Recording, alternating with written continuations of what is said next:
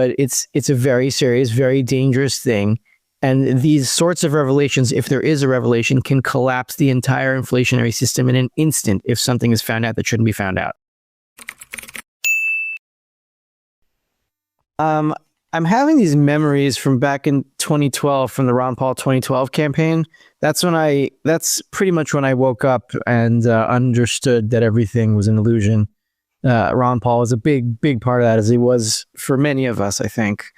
I remember back in 2012, I think Trump was running also for president, but that was when he was still a joke.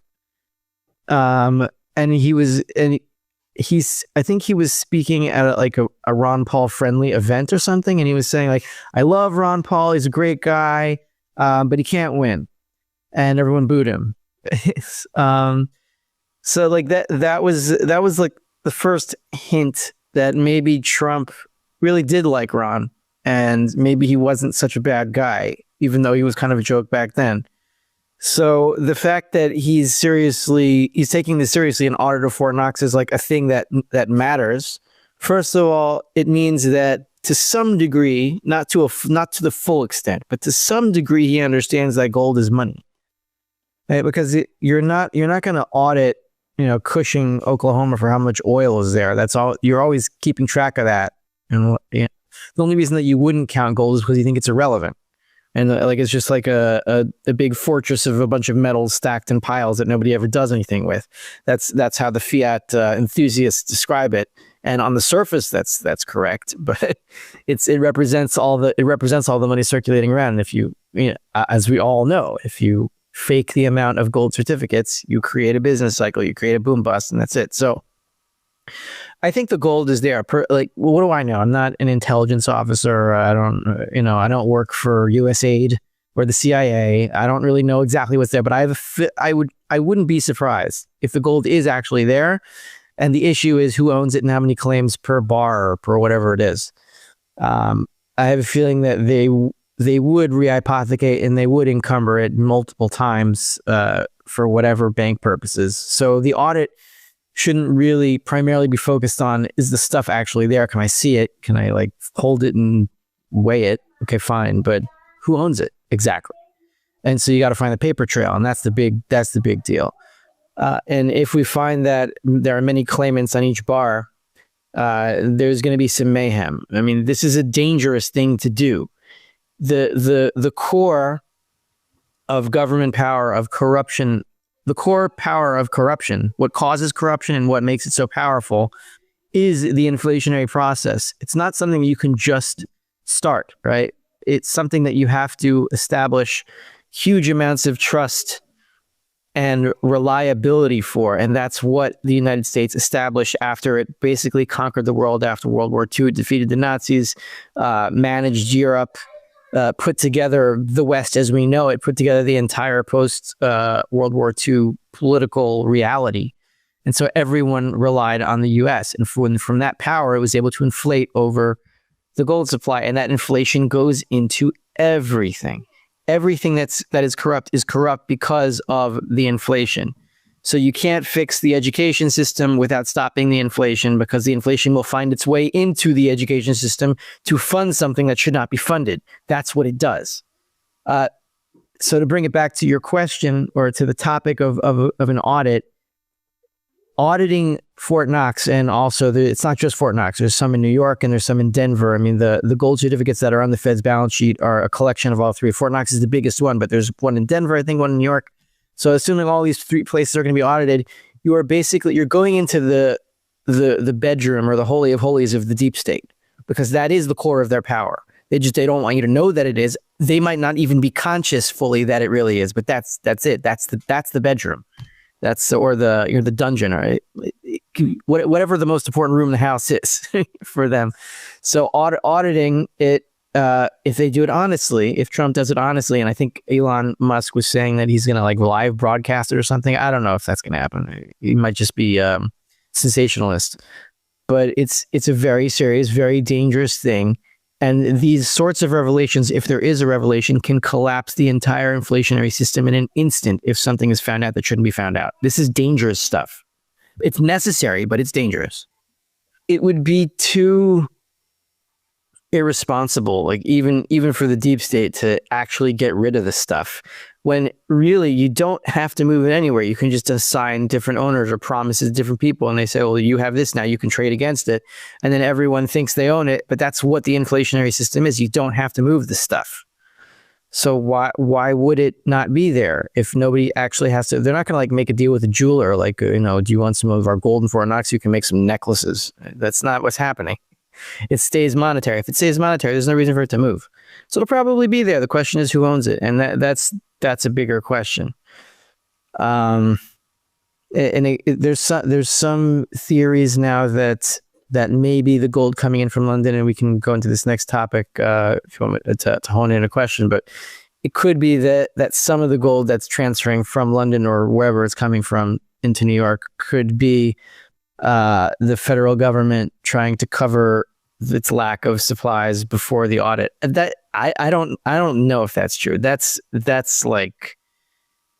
pure speculation because nobody knows. It's just like stories that people are saying. Maybe. I mean, we'll see. I've been trying to figure this out since 2020. So first of all, what I am seeing, before I get into some theories, and I still can't answer this question fully, but I can give some analogies that might shed some light on what's happening.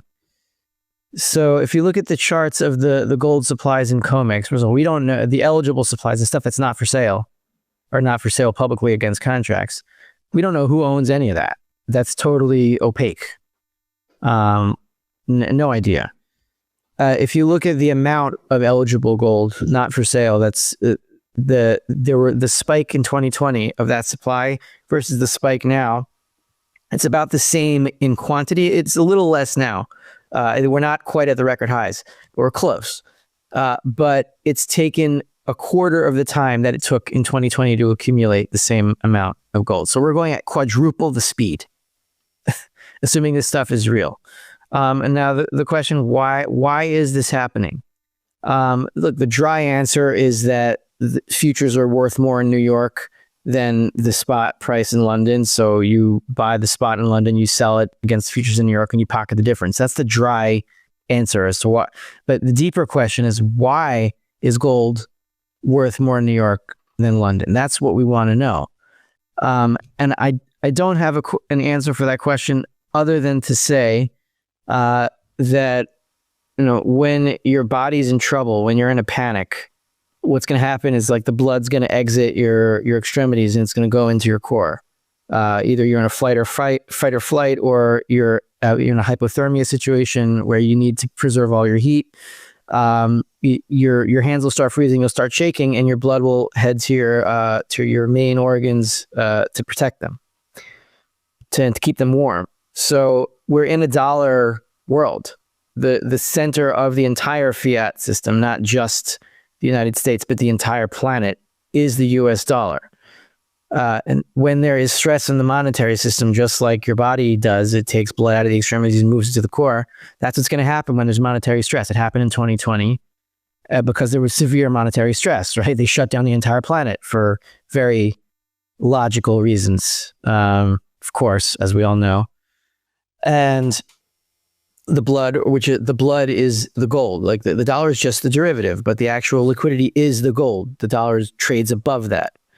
It's moving into New York, and it's moving into New York again because I think there are serious problems in the monetary circulatory system, and that's going to come out. We don't know exactly how, but there's going to be news of some kind of financial collapse somewhere, and all the gold bugs and the metals crowd are going to say, yeah, well, we told you. We didn't know exactly what it was going to be, but it was going to happen. So we'll see what it is. There's going to be one. It's going to fall. It's going to be soon. Okay, so if I'm trying to figure out why someone would take gold from GLD or SLV, right? First of all, we contrast this with 2020. In 2020, gold was moving from London from London officially. The claims were London claims, but I think the gold was physically coming from Switzerland, most of it, to fulfill those claims. So in 2020, the gold was going mostly into the ETFs. Right? It was coming from London, going into GLD, the silver was coming from London, going into SLV. You saw the holdings of GLD and SLV just go way up with the price in tandem.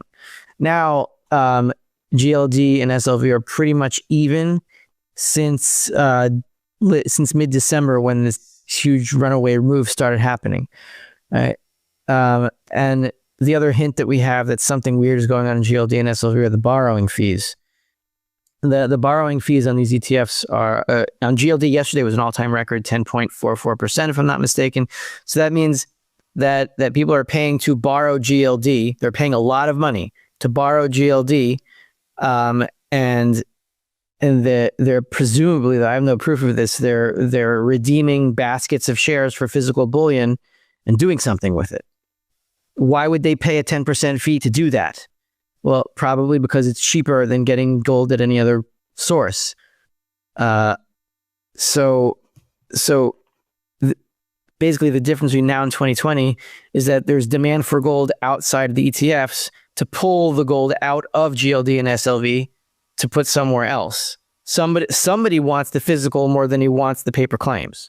That's the difference now. In 2020, everyone was running after gold and running after paper claims, and it was also hitting the other difference. It was hitting the retail market. Right now, it's not yet. The premiums are still dead in the water.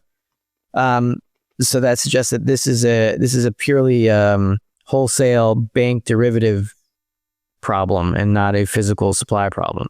So it's slightly different, but similar creature. We'll see where it goes, because these flows can't last forever.